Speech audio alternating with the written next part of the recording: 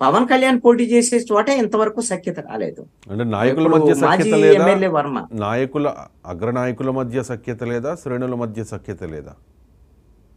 రెండు లేదండి. అగ్ర నాయకులు అంటే పవన్ కళ్యాణ్ పవన్ కళ్యాణ్ తో చంద్రబాబు నాయుడు బాగానే ఉంటున్నాడండి. వాళ్ళ పవన్ కళ్యాణ్కి చంద్రబాబు నాయుడుకి వాళ్ళిద్దరికి అండర్స్టాండింగ్ బాగానే ఉంది కదా, బాగా కలుస్తున్నారు ఈ మధ్య కాలంలో, మాట్లాడుకుంటున్నారు. బాగా కలుస్తున్నారు, కాఫీ తాగుతున్నారు. పవన్ కళ్యాణ్ కి చంద్రబాబు నాయుడు మంచి కాఫీ ఇస్తున్నాడు. మరి ఆ కాఫీలో ఏం కలుపుతున్నాడో తెలియదు కానీ వాళ్ళిద్దరు బాగానే ఉన్నారు. పంచదార ఏదో ఒకటి కొద్ది పంచదార ఎక్కువ కలుపుతున్నారని నా ఉద్దేశం లేండి, అంతకని ఏం లేదు.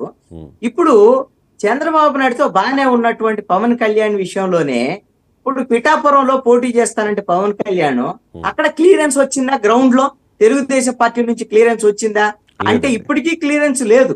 ఎందుకు?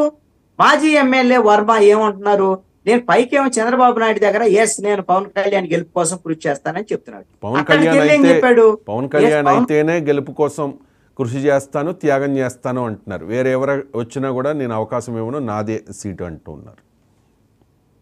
ఇప్పుడు రవిశంకర్ గారు ఎక్కడైనా సరే పొత్తు అని అంటే పిఠాపురం జనసేన కేటాయించారు అని అంటే జనసేన అభ్యర్థి ఎవరైనా సరే తెలుగుదేశం పార్టీ వాళ్ళు సహకరించడం అనేటువంటి అదే కదా సార్ పొత్తు ధర్మం అంటే, అదే కదా పొత్తు ధర్మం, అదే కదా మిత్రపక్షం అంటే. ఇప్పుడు నేను పవన్ కళ్యాణ్ కాదు అంటే ఇంకోళ్ళు వస్తానని అంటే నేను పోటీ చేస్తానని మాట వచ్చింది అని అంటే ఇది చంద్రబాబు నాయుడు అనిపించాడా వేరే వాళ్ళు అనిపించినట్టుగా? మరి చంద్రబాబు నాయుడుతో మాట్లాడిన తర్వాతే వర్మ ఈ మాట అంటున్నాడు. అదే విధంగా వర్మ పైకి మాట్లాడుతున్నాడు, నేను పవన్ కళ్యాణ్ ఉంటే నేను సహకరిస్తాను అని. మరి పవన్ కళ్యాణ్ ఉన్నటువంటి సందర్భంలో కూడా వర్మ సన్నిహితులు, వర్మ అనుచరులు ఏమంటున్నారు, జనసేనకు సంబంధించినటువంటి వాళ్ళ మీద మేము ఓడించి తీరుతామని వాళ్ళు గట్టిగా చెప్తున్నటువంటి మాట లేదా?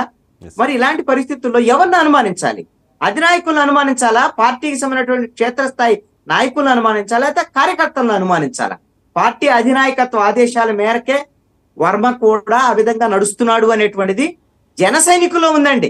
పవన్ కళ్యాణ్ మాత్రం అలా అనుకోవట్లా. పవన్ కళ్యాణ్ అసలు మనకి ఇబ్బంది ఏం లేదు అనేటువంటి విధంగా అనుకో